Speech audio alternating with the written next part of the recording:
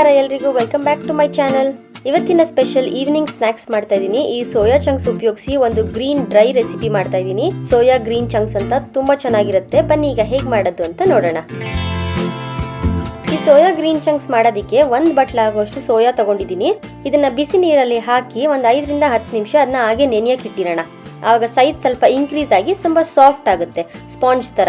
ಇದಕ್ಕೊಂದು ಗ್ರೀನ್ ಮಸಾಲೆ ರೆಡಿ ಮಾಡ್ಕೊಳ್ಳೋಣ. ಒಂದು ಚಿಕ್ಕ ಮಿಕ್ಸಿ ಜಾರಲ್ಲಿ ಒಂದು ಸ್ವಲ್ಪ ಪುದೀನ, ಕೊತ್ತಂಬರಿ, ಒಂದು ಸ್ವಲ್ಪ ಆಗೋಷ್ಟು ಶುಂಠಿ, ಒಂದು 3-4 ಎಸ್ಲಾಗೋಷ್ಟು ಬೆಳ್ಳುಳ್ಳಿ, ಖಾರಕ್ಕೆ ಒಂದು 4 ಹಸಿಮೆಣಸಿನಕಾಯಿ ಹಾಕಿ ಸ್ವಲ್ಪ ನೀರು ಹಾಕಿ ಈ ರೀತಿಯಾಗಿ ಫೈನ್ ಪೇಸ್ಟ್ ಮಾಡ್ಕೊಂಡ್ ಬರೋಣ.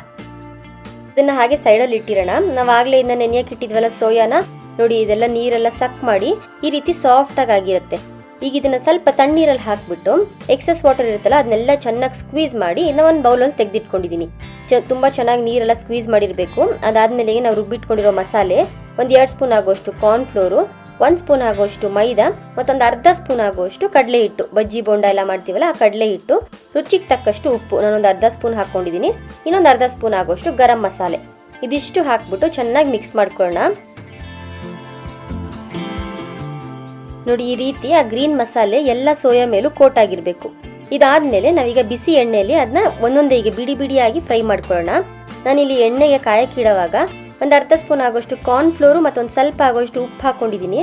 ಆಗ ಎಣ್ಣೆ ಜಾಸ್ತಿ ಹೀರ್ಕೊಳ್ಳಲ್ಲ. ನಾವು ಯಾವುದೇ ರೀತಿಯಾದ ಬಜ್ಜಿ, ಬೋಂಡ ಇಲ್ಲ ಪೂರಿ ಎಲ್ಲ ಮಾಡೋವಾಗ ಇದೊಂದು ಟ್ರಿಕ್ಸ್ ಯೂಸ್ ಮಾಡಿ, ಎಣ್ಣೆ ತುಂಬಾ ಹೀರ್ಕೊಳ್ಳಲ್ಲ. ಈ ರೀತಿ ಮೀಡಿಯಂ ಫ್ಲೇಮಲ್ಲಿ ಅದನ್ನ ಚೆನ್ನಾಗಿ ಫ್ರೈ ಮಾಡ್ಕೊಳ್ಳೋಣ. ನೋಡಿ ಎಷ್ಟು ಚೆನ್ನಾಗಾಗಿದೆ. ಈ ಸೋಯಾ ಗ್ರೀನ್ ಚಂಕ್ಸ್ನ ನೀವೊಂದ್ಸತಿ ಟ್ರೈ ಮಾಡಿ, ನಿಜವಾಗ್ಲೂ ಇಷ್ಟಪಡ್ತೀರಾ. ತುಂಬಾ ಡಿಫ್ರೆಂಟ್ ಆಗಿರುತ್ತೆ, ತುಂಬಾ ಪ್ರೋಟೀನ್ ರಿಚ್ ಆಗೂ ಇರುತ್ತೆ. ಮಕ್ಕಳು ಕೂಡ ಸಿಕ್ಕಾಪಟ್ಟೆ ಇಷ್ಟಪಡ್ತಾರೆ. ಹೀಗೆ ಸಿಂಪಲ್ ಅಡಿಗೆ ಮತ್ತೆ ಸೂಪರ್ ಟೇಸ್ಟ್ಗಾಗಿ ನನ್ನ ಚಾನಲ್ನ ಸಬ್ಸ್ಕ್ರೈಬ್ ಮಾಡ್ಕೊಳ್ಳೋದು ಮರಿಬೇಡಿ. See you in the next video. Thank you.